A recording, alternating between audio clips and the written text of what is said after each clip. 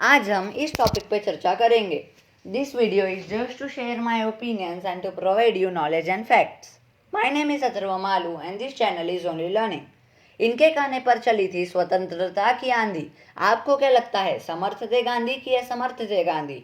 आज हम महात्मा गांधी और नेशनलिज्म इन इंडिया जो क्लास 10th का चैप्टर है उस पर बात करेंगे। मुझे लगता है अगर आपने ये वीडियो देखे और शेयर किए बिना छोड़ दिया तो आपने आपके मानसिक विकास से संबंध तोड़ दिया। आज हम ये 9 सब टॉपिक्स पर चर्चा करेंगे। वीडियो के एंड में आपको कमेंट करके बताना है कि आप क्या सोचते हैं। और ये जो परसेंट वाइज रॉन्ग राइट है, ये मेरा ओपिनियन है कि गांधी जी हर वे में, हर मूवमेंट में कितने सही और कितने गलत थे। गांधी जी का जन्म 2 अक्टूबर 1869 को पोरबंदर में हुआ। इन्होंने सत्याग्रह को इंट्रोड्यूस किया। ये प्रोफेशन से लॉयर थे और एक सोशल एक्टिविस्ट भी। इनकी डेथ 30 जनवरी 1948 को हुई। इसमें भी एक मिस्ट्री है। अगर आपको इनकी डेथ मिस्ट्री पर वीडियो चाहिए तो नीचे कमेंट कीजिए। गूगल पे जब आप महात्मा गांधी सर्च करते हैं तो नीचे पॉलिटिशियन लिख के आता है, लेकिन मुझे लगता है ये गलत है, क्योंकि गांधी जी कोई भी वैसे पॉलिटिशियन नहीं थे। क्योंकि अगर आप उसी गूगल पे पॉलिटिशियन का मीनिंग डालते हैं तो आपको डिफरेंस पता चलेगा।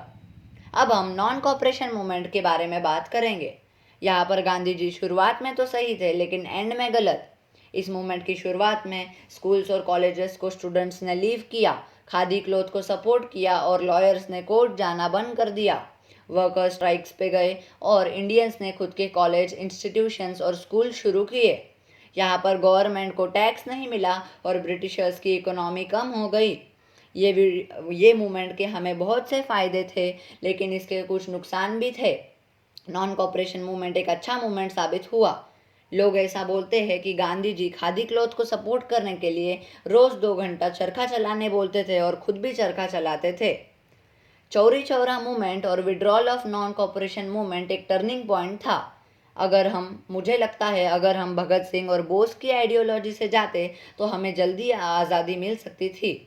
यहाँ पर जमनालाल बजाज और बहुत से यंग इंडियंस गांधी जी के खिलाफ थे और गांधी जी को गलत बता रहे थे।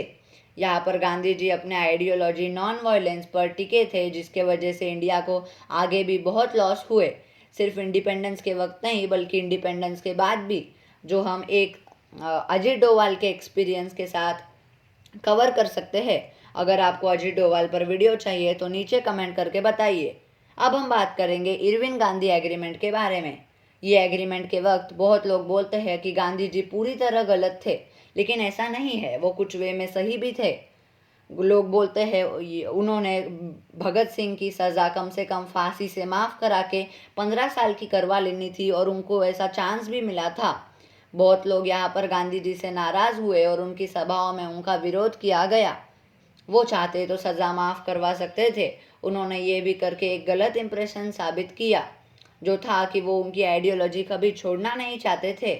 मैं यहाँ पर कहना चाहूँगा कि जब कोई नेशन, रिलीजन या ग्रुप बनता है तो सबकी आइडियोलॉजी से चलना पड़ता है। भगत सिंह हमारे तीनों लीडर्स सुखदेव, राजगुरु के साथ मिलकर आज़ादी के लिए लड़ रहे थे। भगत सिंह को नहीं बचाना एक फेलियर हो सकता था। खिलाफत मूवमेंट के बारे में यहाँ पर हम बात करेंगे। ये मूवमेंट ब्रिटिशर्स के खिलाफ था। मुस्लिम्स ने ये मूवमेंट को शुरू किया था। ये मूवमेंट इसलिए था क्योंकि मुस्लिम्स के धर्मगुरु खलीफा जी को ब्रिटिशर्स ने पोजीशन से हटाया था। इसमें गांधी जी ने मूवमेंट को सपोर्ट किया और चाहा कि मोमेडियंस का दिल जीत ले और नेशन को बनाए, लेकिन गांधी जी को कोई भी पॉलिटिकल एडवांटेज नहीं चाहिए था। ये मूवमेंट के वक्त 1500 से 2000 हिंदुओं का भी धर्म परिवर्तन हुआ और कुछ लोगों को मारा भी गया। यहाँ पर गांधी जी को ये रोकना चाहिए था और एक थर्ड सॉल्यूशन निकालना चाहिए था, जिसके वजह से मोमेडियंस को भी सपोर्ट मिले और हिंदुओं को भी कुछ हार्म ना हो।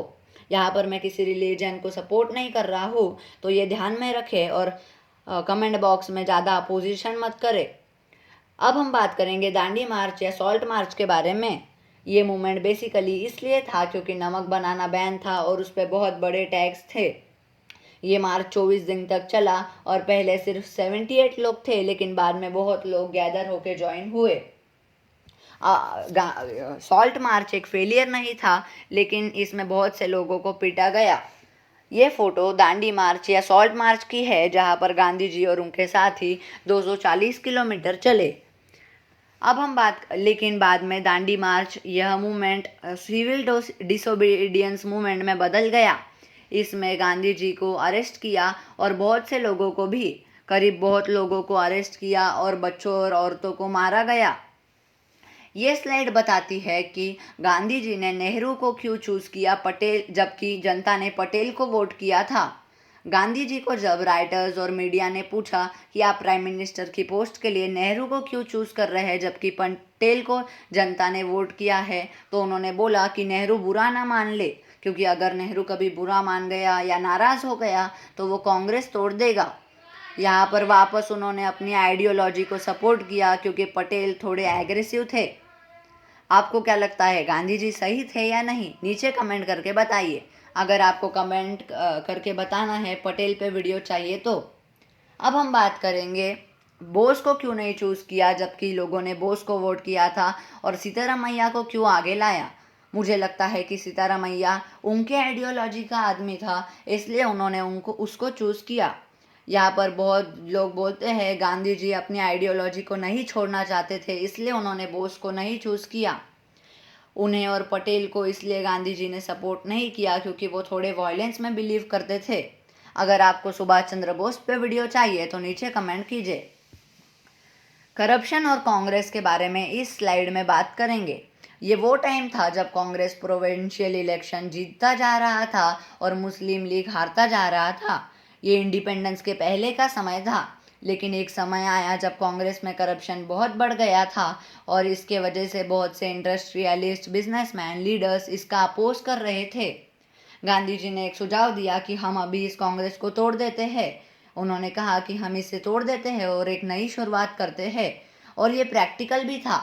अगर कांग्रेस टूट के एक नई पार्टी बनती तो इसके ज़्यादा नुकसान नहीं थे, क्योंकि पब्लिक का काम था सपोर्ट करना, जो पब्लिक बोस और पटेल को भी कर रही थी।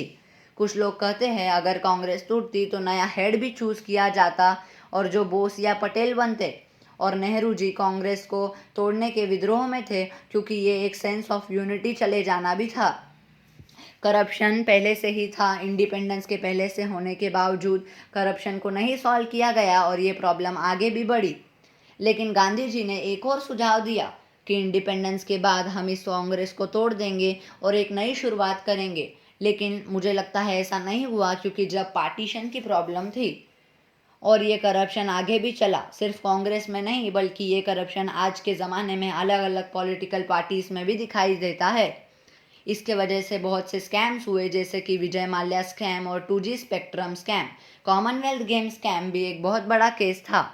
अब हम बात करेंगे helping Britain in world war 2 के बारे में।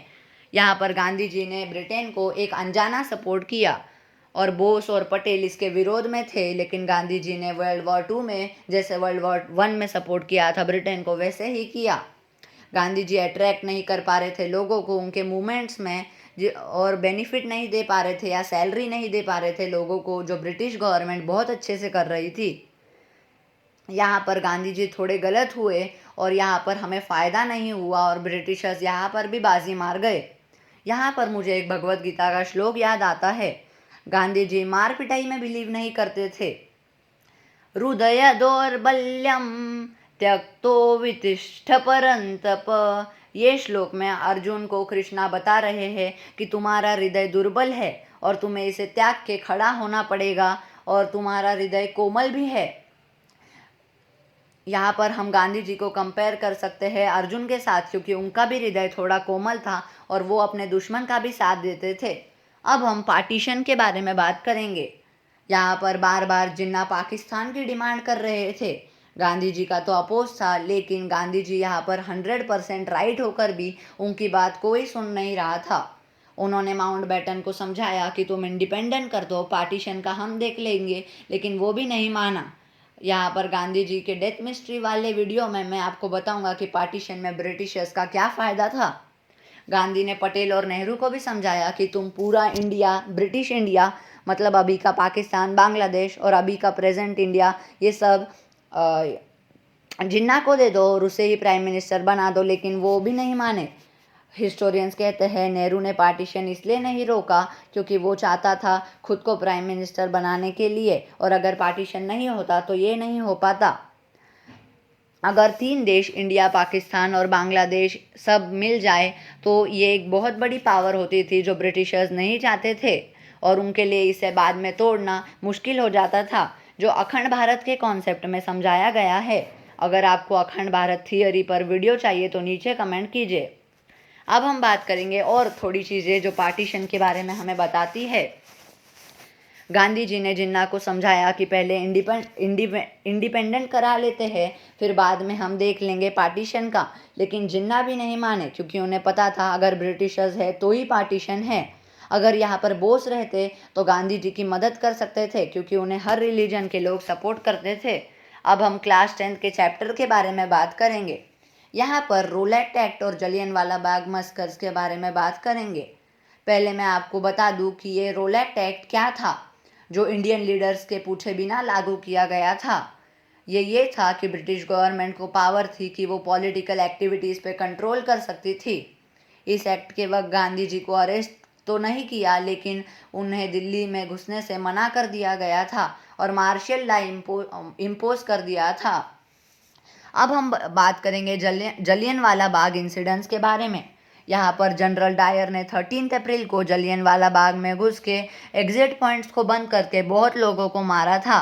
इसमें कुछ लोग विद्रोह करने आए थे रोलेट एक्ट का, और कुछ लोग बैसाखी का फेस्टिवल बनाने। कुछ लोगों को तो पता भी नहीं था कि मार्शल लॉ लागू है, और लोग डायर को एक इविल भी बुलाते हैं।